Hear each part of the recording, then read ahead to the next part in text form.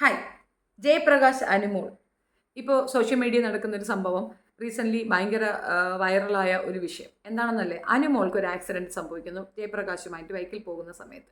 അനുമോൾ ആക്സിഡൻറ്റിൽ മരണപ്പെടുന്നതിന് തുല്യമായ രീതിയിലേക്ക് പോകുന്നു. മരണം ആണ് നല്ലത് എന്ന് തോന്നുന്ന രീതിയിലേക്ക് ആ കുട്ടി എത്തിപ്പെടുകയാണ്. ഓർമ്മ നഷ്ടപ്പെട്ടു, എന്താ ചെയ്യണേന്ന് അറിയാൻ വയ്യ. ആകെ മൊത്തത്തിൽ ഫുഡ് ഇൻടേക്ക് പോലും പ്രശ്നമാണ്. ഒരുപാട് പ്രോബ്ലംസ് ഫേസ് ചെയ്യുന്ന ഒരു അവസ്ഥയിലേക്ക് എത്തിയിട്ടുണ്ട്. ഇപ്പോൾ ഈ വാർത്തയാക്കാനുള്ള കാരണം എന്താണെന്ന് പറഞ്ഞു കഴിഞ്ഞാൽ, ജയപ്രകാശ് പുതിയ ഇരവാദവുമായിട്ട് മുൻപോട്ട് വന്നിട്ടുണ്ട്. ജയപ്രകാശിന് പറയാനുള്ളത് കേൾക്കാൻ തയ്യാറായി കുറേയധികം വാർത്താ ചാനലുകൾ പോയിരുന്നു. അയാൾക്ക് പറയാനുള്ളതും കേട്ടിരുന്നു. അയാളുടെ അമ്മായിയമ്മ, അതായത് അനുമോളുടെ അമ്മ പറയാനുള്ളതും കേട്ടിരുന്നു. അപ്പോൾ ഇതെന്താ നടന്നതെന്ന് പറഞ്ഞു കഴിഞ്ഞാൽ, ജയപ്രകാശിൻ്റെ അച്ഛൻ മരണപ്പെട്ടിരിക്കുകയാണ്. സൂയിസൈഡ് ആണെന്നാണ് അവർ പറയുന്നത്. സംശയിക്കേണ്ട ഒരു മരണം തന്നെയാണ് ഇപ്പോൾ നടന്നിരിക്കുന്നത്. ആ ഒരു കാര്യവും പറഞ്ഞിട്ട് ഇരവാദവുമായി വീണ്ടും ജയപ്രകാശ് രംഗത്ത് വന്നിരിക്കുകയാണ്. നമുക്ക് ആ വീഡിയോ ഒന്ന് കാണാം. നമസ്കാരം, വിവികയാണ്. ഞാനിപ്പോൾ നിൽക്കുന്നത് അനുമോൾ ജയപ്രകാശ് ദമ്പതികളുടെ വീടിന് മുന്നിലാണ്. ഇന്ന് ഈ വീട്ടിലൊരു ജീവൻ പൊന്നിരിക്കുകയാണ്. നമുക്കറിയാം, ഇപ്പോൾ കുറച്ച് നാളായി സോഷ്യൽ മീഡിയയിൽ നിലനിൽക്കുന്ന ഒരു വാർത്തയാണ് അനുമോളിന്റെയും ജയപ്രകാശിന്റെയും കുടുംബ പ്രശ്നങ്ങൾ. ജയപ്രകാശിന്റെ അച്ഛൻ മരണപ്പെട്ടു എന്നുള്ള വാർത്ത ഇപ്പോൾ ജനങ്ങളിലേക്ക് എത്തുകയാണ്. കഴിഞ്ഞ 2 ദിവസങ്ങൾക്ക് മുൻപ് ജയപ്രകാശിന് ജനങ്ങളോട് പറയാനുള്ള കാര്യങ്ങൾ ചാനൽ വി പ്രേക്ഷകരിലേക്ക് എത്തിയിരുന്നു. അതിൽ ചില ആളുകൾ പറയുകയുണ്ടായി, നമ്മൾ ജയപ്രകാശിനെ വിളിപ്പിക്കാൻ വേണ്ടി പോയതാണ്, അതുപോലെ ജയപ്രകാശ് പറയുന്നതെല്ലാം കള്ളമാണ്, അഭിനയമാണ് എന്നൊക്കെ നിരവധി ആളുകൾ കമന്റ് ബോക്സിലേക്ക് വന്ന് പറഞ്ഞിരുന്നു. അതിൽ ജയപ്രകാശ് വളരെ വ്യക്തമായി തന്നെ ചില കാര്യങ്ങൾ പറയുന്നുണ്ട്. ചില വ്യാജ പ്രചരണങ്ങളിൽ മനംനൊന്താണ് അദ്ദേഹത്തിന്റെ അച്ഛൻ ശേഷം വിഷം കഴിച്ച് ശ്രമിച്ചു. ജയപ്രകാശ് എന്ന് നമ്മൾ പറഞ്ഞ ചില പ്രധാനപ്പെട്ട കാര്യങ്ങൾ നമുക്ക് കേൾക്കാം. എന്റെ അച്ഛൻ ഈ ഒരു കേസുമായിട്ട് വീഡിയോ ഒക്കെ കാണാൻ ഇടയായി. അങ്ങനെ അച്ഛൻ ഒരു ആത്മഹത്യക്കുറിപ്പ് എഴുതി വെച്ചിരുന്നു. ഇത് സത്യമല്ല, ഇത് വെറും ന്യായീകരണം മാത്രമാണ് അവരുടെ, അത് സത്യസന്ധമായിട്ടുള്ള ഒരു വാർത്തയല്ല. അതുകൊണ്ട് ഈ ചാനലുകാരും ഇത് റോങ് ഇൻഫർമേഷൻ ജനങ്ങളിലേക്ക് എത്തിച്ച് എന്നെ തെറ്റിദ്ധരിപ്പിക്കുന്ന രീതിയിലേക്ക് ഒരു ന്യൂസാണ് കൊടുത്തിരുന്നത്. അത് മനം തൊന്ന് എന്റെ അച്ഛൻ പക്ഷേ അന്ന് കുരുടാൻ കഴിയും കീടനാശിനി, പച്ചക്കറികൾ കടിക്കുന്ന കീടനാശിനി എടുത്തടിച്ച് എന്റെ അച്ഛൻ അബോധാവസ്ഥയിലായിരുന്നു. അങ്ങനെ ഞങ്ങൾ ഇവിടുന്ന് പെട്ടെന്ന് എന്റെ അച്ഛനെ കാണാനിട്ട് ഞാൻ തിരക്കി, എവിടെ പോയി അച്ഛൻ? അപ്പോൾ അങ്ങനെ കുറേ പ്രാവശ്യം തിരക്കിയപ്പോൾ എന്റെ പെങ്ങളെ വിളിച്ച് ചോദിച്ചു, മോനെ അച്ഛനെ കണ്ടോ? അത് കണ്ടില്ല എന്ന് പറഞ്ഞു. എന്റെ ചേട്ടന്റെ ഭാര്യ എടുത്ത് ചോദിച്ചു, പറഞ്ഞു ചേട്ടത്തി അച്ഛനെ കാണുന്നില്ല, അപ്പോൾ അച്ഛൻ ഇവിടെ ഉണ്ടെന്ന് പറഞ്ഞു. അപ്പോൾ ഞാൻ അച്ഛനെ പോയി നോക്കി, എന്റെ സംശയം ഉണ്ടായിരുന്നു. അങ്ങനെ ഓടിപ്പോയി അച്ഛനെ പോയി നോക്കിയപ്പോൾ അച്ഛൻ അബോധാവസ്ഥ കിടക്കുമായിരുന്നു. വീട്ടിൽ തന്നെ അച്ഛന്റെ വീട്ടിൽ തന്നെ അച്ഛനല്ല ഇവിടെ ആയിരുന്നു താമസിക്കുന്നത്. പക്ഷേ ഞങ്ങൾക്ക് ഒരു ബുദ്ധിമുട്ടുണ്ടാക്കാണ്ടല്ലോ പറഞ്ഞിട്ട് അച്ഛൻ അവിടെ കിടന്ന് മരിക്കണം പറഞ്ഞ അച്ഛൻ താമസിക്കുന്നത് പോയി ചോദിച്ചാൽ ഇതുമായി ബന്ധപ്പെട്ടുള്ള ഇതിലാണ് അച്ഛൻ അവിടെ പോയി ചോദിച്ചത്. ഇതൊക്കെ വാർത്ത കൊടുത്തത് അവരുടെ സൈഡിൽ മാത്രം കേട്ടിട്ട് പോയാൽ വാർത്ത കൊടുത്തത്. എന്നാൽ ഓപ്പോസിറ്റുള്ള ഒരു ചെറുപ്പക്കാരന്റെ മാനസികാവസ്ഥ എന്താണ്, അവിടെ നടന്ന പ്രശ്നം എന്താണ്, ഒരാൾ പോലും ഒന്ന് ചോദിക്കാനില്ല. ജയപ്രകാശ് നമ്മളോട് പറഞ്ഞത് ശരിയാണെങ്കിൽ ഈ കാണുന്നതാണ് ജയപ്രകാശിന്റെ അച്ഛൻ എഴുതിയ അറിയിപ്പ്.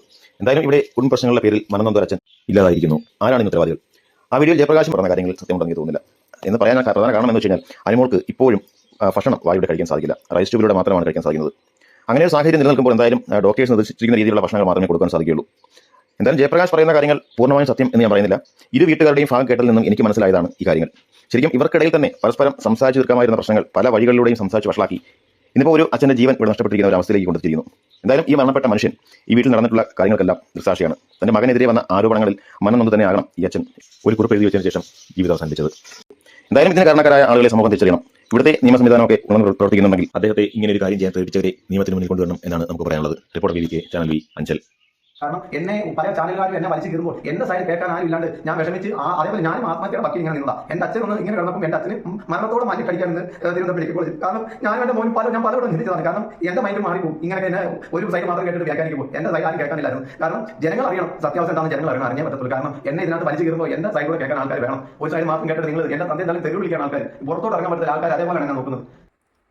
ഇതിൽ നിന്ന് എനിക്ക് മനസ്സിലായ ഒരു കാര്യം പറയട്ടെ. തീർച്ചയായിട്ടും ജയപ്രകാശിൻ്റെ ഭാഗത്ത് ന്യായമുണ്ടോയെന്ന് വെച്ചാൽ 1% പോലും ന്യായമുള്ളതായിട്ട് എനിക്ക് തോന്നുന്നില്ല. ഒന്നാമത് ജയപ്രകാശും ഈ പറയുന്ന പ്രസ്തുത ചാനലുകാരനും മുൻപോട്ട് വയ്ക്കുന്ന ഒരു കാര്യം, ഇത് പുറത്തേക്ക് കൊണ്ടുവന്ന ചാനലുകാർക്കെതിരെ നിയമ നടപടി സ്വീകരിക്കണം, അല്ലെങ്കിൽ ഇദ്ദേഹത്തിൻ്റെ മരണത്തിന് കാരണക്കാരായവർക്കെതിരെ നിയമ നടപടി സ്വീകരിക്കണം.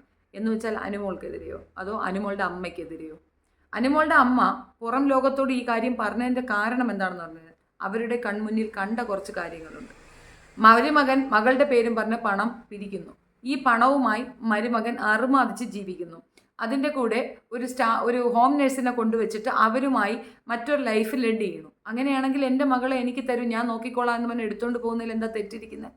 ഇനി കൊണ്ടുപോയ അവർക്ക് ആ മകളെ ആരെങ്കിലും ഏൽപ്പിച്ചിട്ട് ജോലിക്ക് പോകാൻ പറ്റാത്തൊരു സാഹചര്യം ഉണ്ടെങ്കിൽ അവർ പൈസ വാങ്ങിക്കട്ടെ, അവർ ചോദിക്കട്ടെ, ഇനിയിപ്പോൾ എന്താ? അതാണോ കുറ്റം? അത് കണ്ട ഉടനെ അച്ഛൻ കയറി സൂയിസൈഡ് ചെയ്യുമോ? ഈ സൂയിസൈഡ് കൊലപാതകമാണോ എന്ന് സംശയമുണ്ട്, അന്വേഷിക്കണം. ഇയാളുടെ തലയും വാലുമില്ലാത്ത വർത്തമാനത്തിൽ നിന്ന് തന്നെ വ്യക്തമാണ്. എങ്ങനെ ജനങ്ങളുടെ സിമ്പതി കിട്ടാം എന്നുള്ളതിലൊരു റിസർച്ച് തന്നെ നടത്തിയിട്ടുണ്ട് ജയപ്രകാശ് എന്ന് എനിക്ക് തോന്നുന്നു. അച്ഛൻ മരിച്ച് ഇങ്ങനെ ഒരു അവസ്ഥയിൽ നിൽക്കുമ്പോൾ അന്വേഷണത്വരയോട് കൂടി പോയ ഒരാളല്ല, പകരം ആ ചാനലിന് ഇരുന്നു കൊണ്ട് എക്സ്പ്ലനേഷൻ കൊടുക്കുന്ന ഭയങ്കര സന്തോഷവാനായ ഒരുത്തനാണ് എനിക്ക് ഫീൽ ചെയ്തത്. ഇനി നിങ്ങൾക്ക് അതിനകത്തുള്ള കരച്ചിലൊക്കെ കണ്ട, ഈ കരയുന്നതെന്ന് പറയുന്ന 2 വിധത്തിലുണ്ട്. ആളുകളെ പറ്റിക്കാനും പലരും കരയും, റിയലായിട്ടും കരയും. ഇതിനകത്ത് എനിക്ക് അങ്ങനെ ആളുകളെ പറ്റിക്കുന്ന കരച്ചിലായിട്ടാണ് എനിക്ക് ഫീൽ ചെയ്തത്. ഇത്രയേ ഉള്ളൂ പിക്ചർ. ആ പെൺകുട്ടിയെ ഇയാൾ വിവാഹം കഴിക്കുന്നു, രണ്ടുപേരും ഒരുമിച്ച് യാത്ര ചെയ്യുന്നു, ബൈക്ക് ആക്സിഡൻ്റ് ആ കുട്ടിക്ക് പരിക്ക് പറ്റുന്നു, അതിനെ നോക്കാമെന്ന് പറഞ്ഞുകൊണ്ട് കൂടെ ചേർത്ത് പിടിക്കുന്നു, അവിടം വരെ ഓക്കെ. പിന്നെ ആ കുട്ടീനെ വെച്ച് പിരിക്കാൻ തുടങ്ങിയില്ലേ, അവിടം തൊട്ട് പാളീച്ചകൾ പറ്റി. ആ പിരിച്ച കാശ് എത്രയാണ്, വരവെത്ര, ചെലവെത്ര, ഇപ്പോൾ എത്ര ബാലൻസ്, ഇത് പൊതുസമൂഹത്തിന് അറിയേണ്ടതുണ്ട്. അല്ലാതെ നിങ്ങളുടെ അച്ഛൻ മരിച്ച കാര്യമൊന്നും പൊതുസമൂഹത്തിന് അറിയേണ്ട കാര്യമില്ല. നിങ്ങളുടെ അച്ഛൻ സൂയിസൈഡ് ചെയ്തിട്ടുണ്ടെങ്കിൽ അതിന് തക്കതായ കാരണങ്ങൾ ഉണ്ടാകും, അത് പോലീസ് അന്വേഷിക്കട്ടെ. പക്ഷെ അത് സൂയിസൈഡ് ആയിരിക്കണം എന്നത് നിർബന്ധം. അതേസമയം എനിക്ക് നല്ല സംശയമുണ്ട് അത് സൂയിസൈഡ് അല്ല എന്ന്. ഇപ്പോൾ അങ്ങനെ ഒരു തീരുമാനം പുള്ളി എടുത്തെങ്കിൽ അതിന് കാരണക്കാരൻ അനുമോളുടെ അമ്മയോ നാട്ടുകാരോ ആ ചാനലോ അല്ല, താങ്കൾ തന്നെയാണ്. താങ്കളുടെ കയ്യിലിരിപ്പിൻ്റെ ആഫ്റ്റർ എഫക്റ്റ് ആണ് ആ അപ്പൻ അങ്ങനെ തീരുമാനിക്കേണ്ടത്. ആത്മാഭിമാന ബോധമുള്ളവർ അങ്ങനെയാണ്, സൂയിസൈഡ് ചെയ്തു കളയും. ഇത്തരത്തിൽ മകൻ പിച്ചെടുത്ത് ജീവിച്ചു എന്നറിയുന്ന ഒരച്ഛനും സന്തോഷം തോന്നത്തില്ല. കൈകാല ആരോഗ്യമില്ലേ, അധ്വാനിച്ചുകൂടെ? ആ പെൺകുട്ടിക്ക് ഒരു ജീവിതം കൊടുത്തു, അതിനെ ഇപ്പോഴും നിങ്ങൾ സ്നേഹിക്കുന്നുണ്ടെങ്കിൽ ആ കുട്ടിക്ക് വേണ്ടി എന്തെങ്കിലും സമ്പാദിച്ചു കൊണ്ട് കൊടുക്കൂ, അതിനൊരു നന്മയില്ലേ? പകരം ജനങ്ങൾ അറിയണം. ജനങ്ങൾ അറിഞ്ഞ് നിങ്ങൾക്ക് എന്താ കിട്ടാൻ പോകുന്നത്? ജനങ്ങളാണോ? ഇപ്പോൾ ആ അവരുടെ കാശ് വാങ്ങി നിങ്ങളത് ഉപയോഗിച്ചതിൻ്റെ ആഫ്റ്റർ എഫക്റ്റാണ് നിങ്ങൾ ഈ അനുഭവിക്കുന്ന എല്ലാ പെയിനും. തെണ്ടി തിന്നുന്നവർക്കൊക്കെ ഇതൊരു പാഠമാണ്. നമ്മളൊരു പിന്നെ പ്രത്യേക സാഹചര്യത്തിൽ പെട്ടുപോകുന്നു, വേറെ നിവൃത്തിയില്ല, ഒരു സൊല്യൂഷനും ഇല്ല. നമുക്ക് ആളുകളോട് സഹായം അഭ്യർത്ഥിക്കാം, പക്ഷെ അത് എങ്ങനത്തെ രീതിയായിരിക്കും, ആ ടേം എങ്ങനെയായിരിക്കണം? തിരിച്ചു കൊടുക്കാം എന്ന് തന്നെ പറയുക. തിരിച്ചു കൊടുക്കാം എന്ന് പറഞ്ഞ് നമ്മളൊരു പണം വാങ്ങിയാൽ നമ്മളുടെ ഉത്തരവാദിത്വം കൂടും, നമുക്ക് തിരിച്ചു കൊടുക്കണമെന്ന് തോന്നും, അതിനുവേണ്ടി എഫർട്ട് എടുക്കും, നമ്മൾ കഷ്ടപ്പെടും, ആ പണം തിരിച്ചു കൊടുക്കാൻ നമ്മൾ ശ്രമിക്കുകയും ചെയ്യും. അതിന് പകരം തിരിച്ചു കൊടുക്കണ്ട എന്ന ഒരു ടേമാണെന്നുണ്ടെങ്കിൽ നിങ്ങൾ വീണ്ടും ഇരക്കാൻ തുടങ്ങും. ഇരന്ന് തിരുന്നവർക്കൊക്കെ ഇതൊരു പാഠം തന്നെയാണ്. ഒരു കാരണവശാലും നിങ്ങളുടെ ഭാഗത്ത് 1% പോലും ന്യായമുള്ളതായിട്ട് എനിക്ക് തോന്നിയിട്ടില്ല. നിങ്ങൾക്ക് എനിക്കെതിരെയും കേസ് കൊടുക്കാം കേട്ടോ, എനിക്കും കൊടുക്കാം, തർക്കമില്ല. പക്ഷേ ഒരു കാര്യം മനസ്സിലാക്കുക, നിങ്ങൾ ചെയ്ത തെറ്റിൻ്റെ വ്യാപ്തി എന്താണെന്ന് നിങ്ങൾക്ക് കുറച്ചെങ്കിലും ബോധമുണ്ടോ?